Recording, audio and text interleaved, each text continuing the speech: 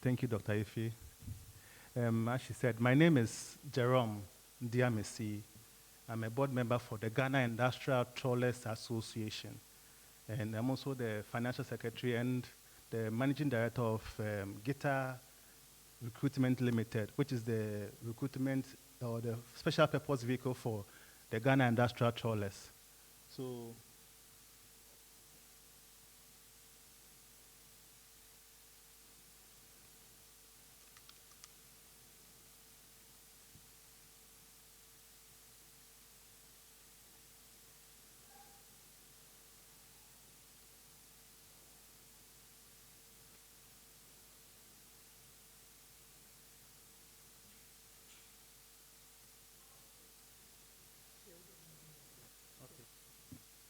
okay, thank you. Next slide, please. So I'll be talking about GITA. I'll talk about the objectives of GITA, situations on the vessels then, and then we'll talk about situations, but not about the vessels, but situations currently on the, around the vessel. Then go ahead and talk about the current activities happening now, and then the current challenges, then the way forward. Next, please.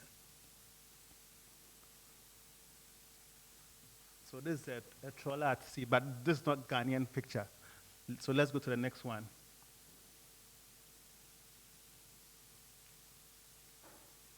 Yeah, so this is a Ghanaian registered trawler.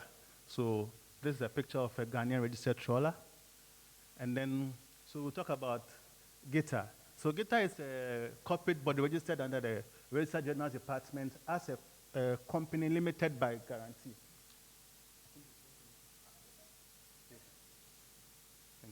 Thanks. Yeah.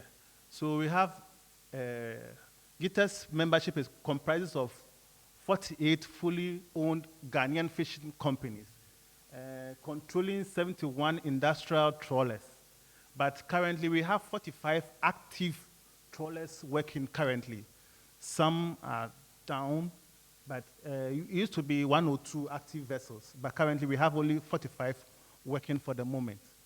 Now, the vision as per our constitution is to promote a self-regulatory and sustainable fisheries sector that ensures economic growth, sustainable management of deep sea activities through research, compliance with internationally acceptable accepted standards of industrial trawling.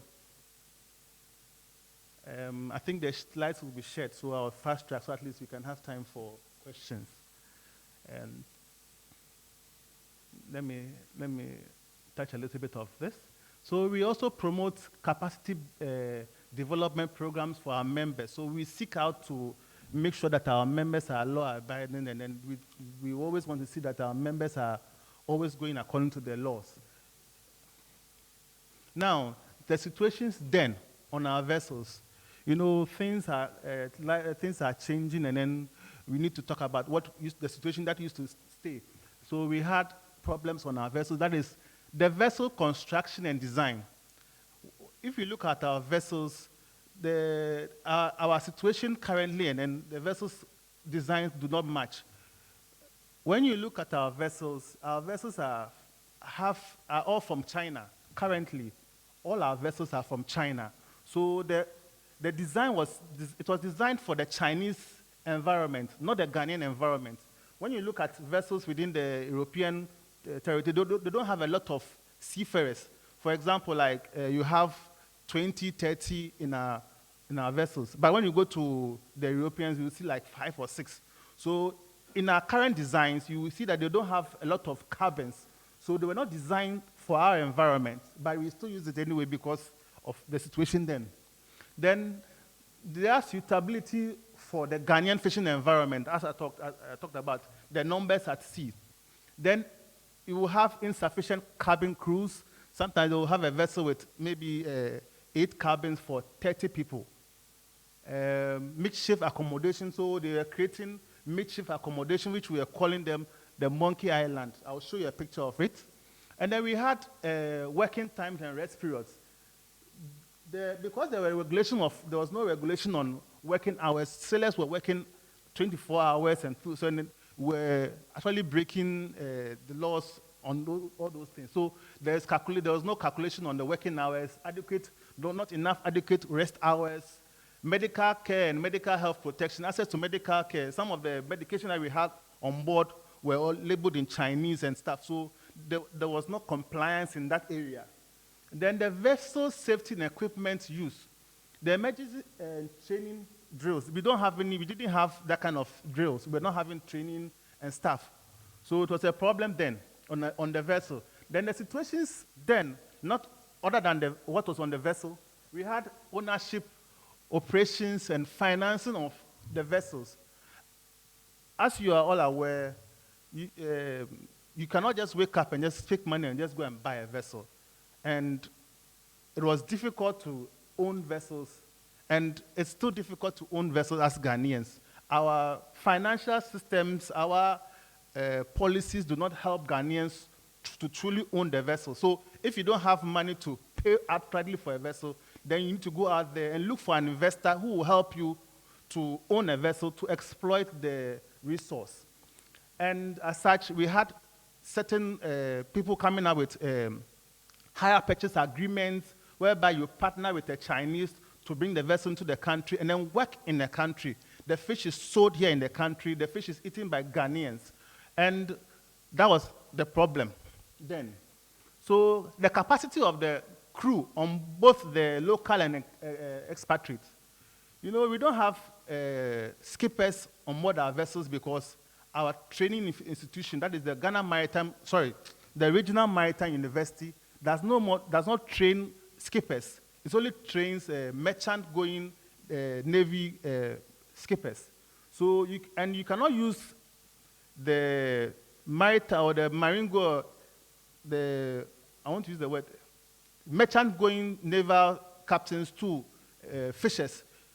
In the fishing industry, it's difficult because when you have a merchant person going to sea, it's difficult. They can't work. Just like having an Air Force pilot going to a commercial thing, it varies. The navigational things varies. You need to have a fisherman who can equally spot the fish and be able to catch the fish. But when you put a merchant captain on your boat, he knows how to move and front and back. But how to catch the skill to catch the fish is a problem. So we lack that kind of skill. Now, there was a problem of cycle we call the transshipment at sea. And I'll talk a little bit about the guitar intervention. Our gears on board the vessels was not the best. All crew had one common agreement. They didn't have any individual agreements. No medical examination before going to sea. So you don't know whether the person is fit before going to sea. No mandatory prior training. That is the IMO 5-in-1 mandatory courses. They were not offering. They just pick them and then they go to sea. There was this unorganized or haphazard way of recruitment. The people were not using the recruitment agencies as stipulated by the Ghana Maritime Law, and no proper working times or shift system. The absence of occupational health and safety policy, the HOSH, and then absence of PPEs. As I spoke, the sailor recruitment and placement service providers were not being used or not engaged. So that is a monkey island, the top. You see the makeshift construction on top of the vessel so that you can accommodate more people at the top. And during that time, that was the only thing that we could do to accommodate the numbers that we had on board our vessels. And this thing we had this kind of covering on it, so that place used to be very hot. But currently, it's no more. We have retrofitted it with AC and other things to have it conducive for people to live in there. So this was some of the beds that we had on board, but I can see that it has changed. This was the medication I spoke about. You see, we had some of the inscriptions in Chinese. just because the vessels came from China, so we can have all these things coming in from China. Now, conditions currently. GITA is working with the Commission to ensure that all that was done well, there's a proper high purchase agreement. So GITA engaged a lawyer to come up with a proper hire purchase agreement and a management agreement so that it's a standard agreement for everybody to use. So you don't end up being cheated. So when we all have one common agreement, then we can all stand up and say, look, no. We can say no, then it takes away a little bit of the fronting that we see on the papers or in the social media. GITA provided, as I said, the management agreement. We also stopped cycle at sea. Since we were once producing the cycle, we came out to say no more transshipment at sea. It's that everything should be brought back to land. You harvest everything and you put it back to the, you land everything at the ports. There was also a gear audit, and then we participated fully. And with that gear audit came a gear regime, which is currently in place, and then we are still implementing it, and then we are obeying that gear policy. And it's coming at the cost of industry. We are paying for every intervention that comes our way. We have active reps on the GMA, the Ghana Maritime Authority-led tripartite committee on working conditions on board fishing vessels. Ghana has ratified C-188, and as part of the conditions of C-188, GMA came with a team or a committee, set up a committee that will look into the infractions and things that will not help us go through the C-188. So there's a committee of that sort in place that is helping to develop policies for us to meet up with the C-188. So we have been working on it. So currently, if you go to the trawl sector, every seafarer has an individual work agreement. And they have 5 copies. You are given 5 copies. 1 to the captain, 1 to the seafarer, 1 to the company, and then another to the Ghana Maritime Authority, and then Fisheries Commission. So each person is given 5 copies to sign. So they sign and then give it to the fisher to take it home. He has 72 hours to go through or have somebody to read it for him to understand. Then when he understands, he signs and then bring it back to the company for submission to GMA for endorsement. So that is currently happening due to the committee on decent work on board the fishing vessels. There's also, before the vessels go to sea, there's also an inspection by the Ghana Maritime Authority, the Labor Division, to check the vessels for food, the quality of food, quality of water. They also check the PPEs and all the things surrounding the labor aspect of the vessel. And there's also another inspection of the hull and machinery. So there are 2 separate inspections that goes on before a vessel goes to sea. And then they are certificated for it as well. So Ghana is also, will be this year, be launching the Maritime Labor Certificate. So before the vessel goes to sea, they will be issued a Maritime Labor Certificate that shows that they've gone through all the labor inspections that they need to do before they are given issue that certificate. And as I said, I'm the director for the Ghana Industrial Trawlers Recruitment Agency or Limited. And then we make sure that the vessels are recruiting safely, and then they're also doing the right thing according to the C-188. As I said, every sailor has an individual work agreement. There's a medical certificate before they go to sea. So if you go to the hospital and you are found out to be having a certain disease, sometimes you don't know that you have BP or diabetes. By the time you realize, then you are collapsing and other things at sea. So it is better for us to know the status of the fisher before they go to sea, so that we can actually prevent this kind of things at sea. We are currently, since we are on close season, we use that period to train our seafarers in the 5-in-1, the mandatory IMO mandatory courses. We are training them, the radio officers. We are training on medics. So at least when there's an accident at sea, they can actually give first aid. And so we are having that kind of training currently. So within the 2 months, we are forcing to train all the people, all the seafarers within that period. So at least they can be safe at sea. And all these things are being funded by the company themselves.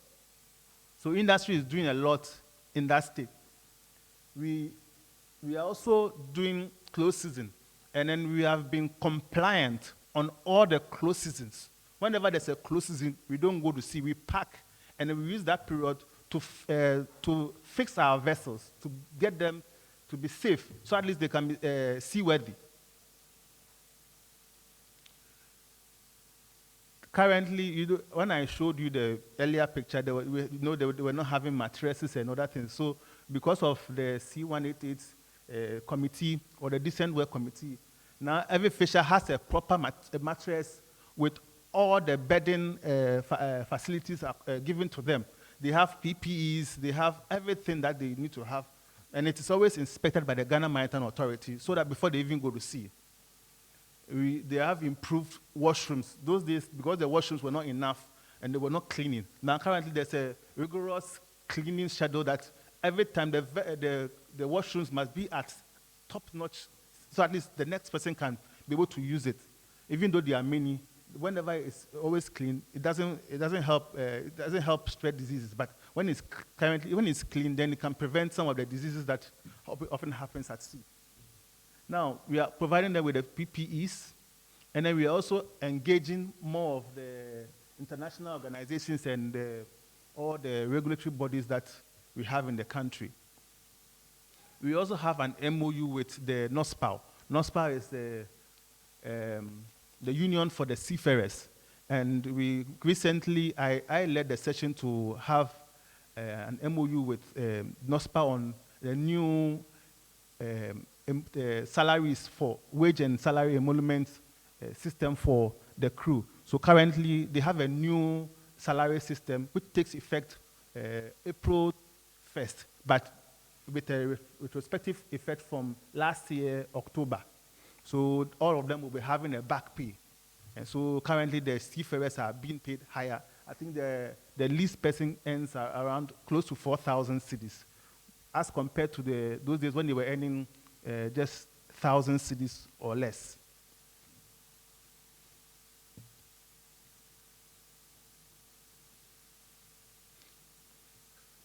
Now, GITA has joined the Ghana Employers Association. It's a trade union for us. So we've joined, and then we've signed a joint MOU with the NOSPAL through the Ghana the Labor Department. GITA recruitment is working, and there's something that never used to be there, but we are currently developing it.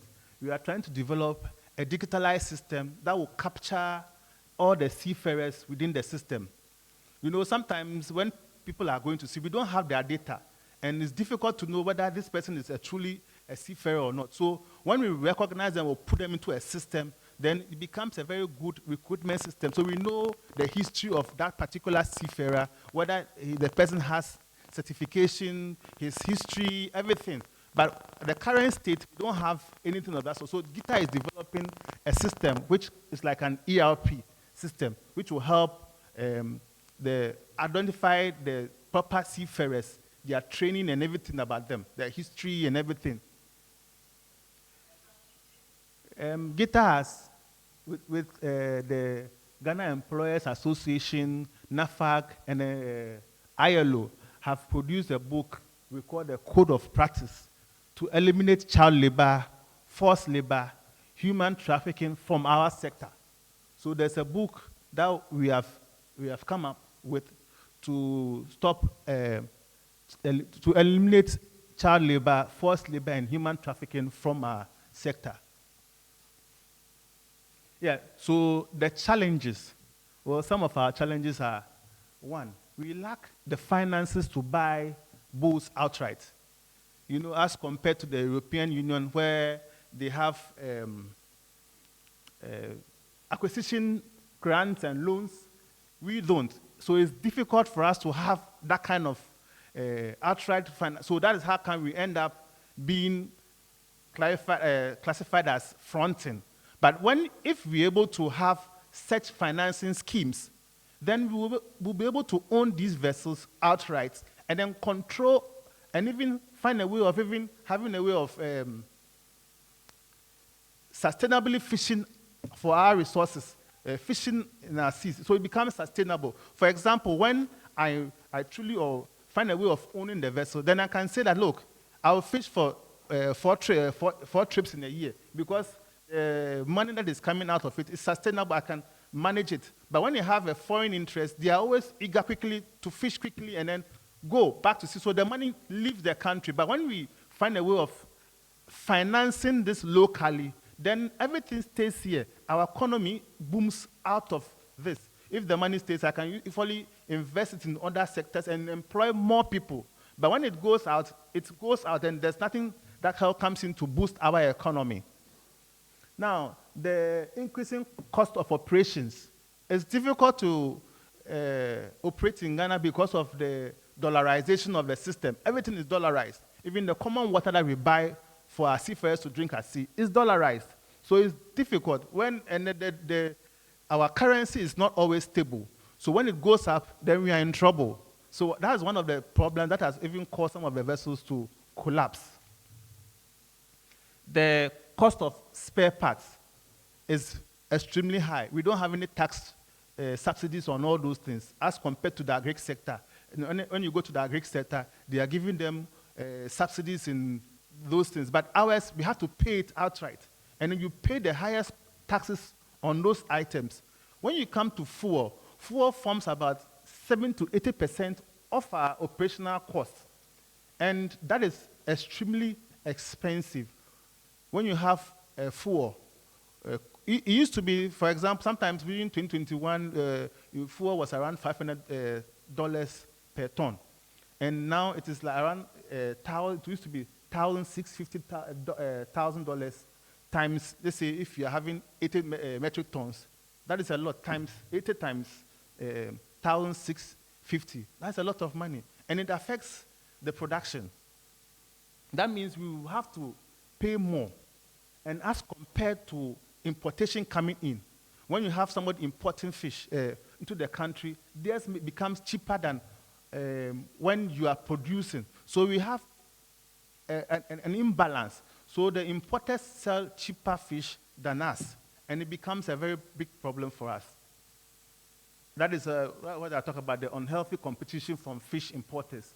Now you are paying payment of local services in dollars. I've already talked about it. Vessel maintenance costs is a big problem.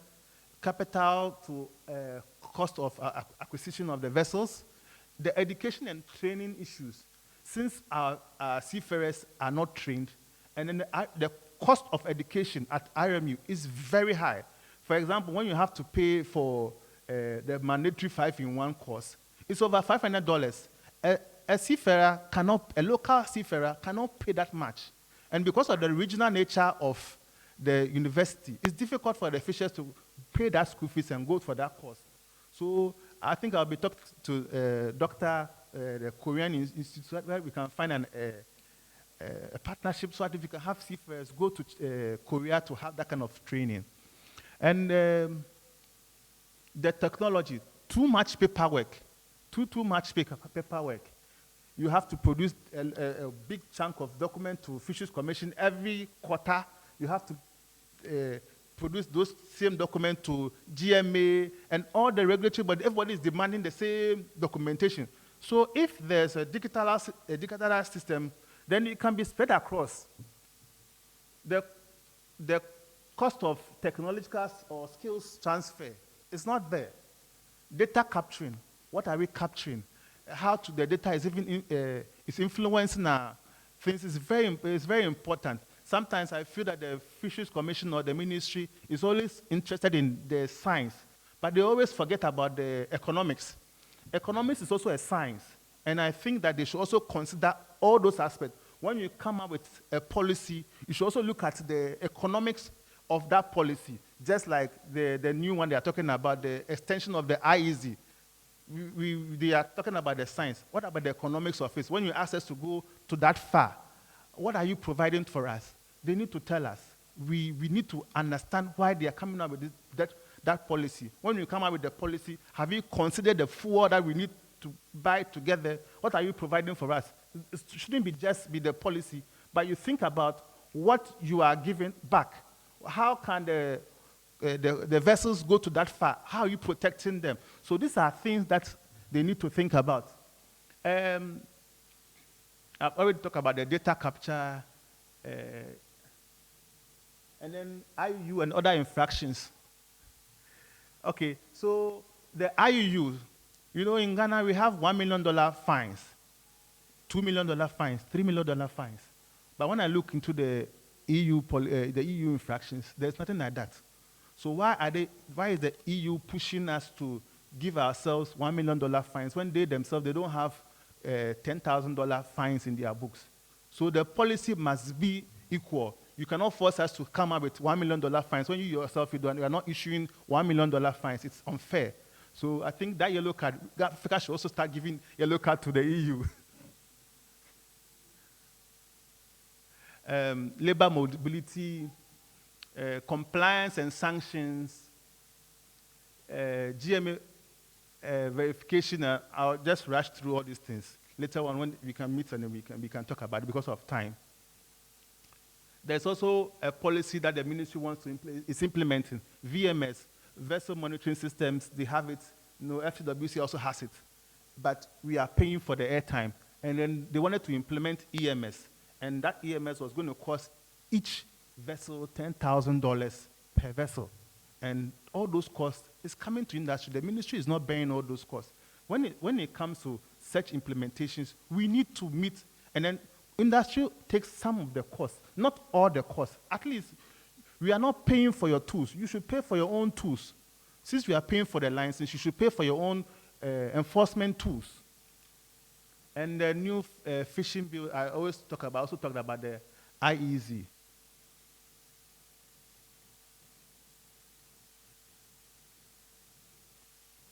So this is the PPE we've purchased for some of the vessels. I'll just show you a video. Nothing. So this is what is happening now. Hear me now, now. Things are getting serious now.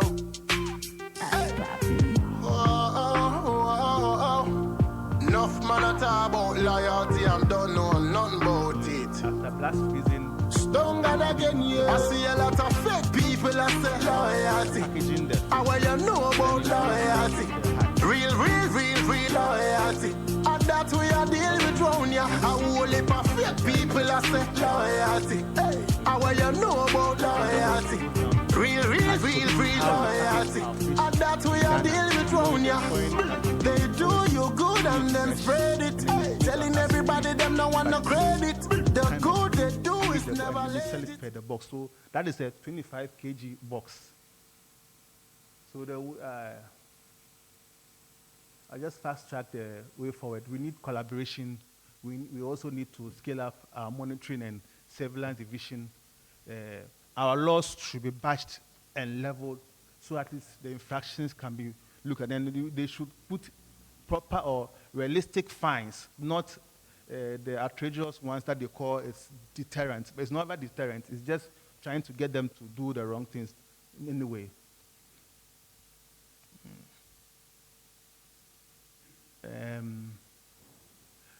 So we are calling for more collaboration with the international bodies. We'll be coming to the Korea Maritime Institute and then the other bodies so at least they can help us at least how to even capture our data and how data can be used very well. We also need support in terms of the technical know-how, finances. At least we should be help with financing schemes so at least Ghanaians can truly own and then match up or engage or manage our own vessels. It's never rocket science. We can do it. That's how come we are pushing to have it done. Thank you.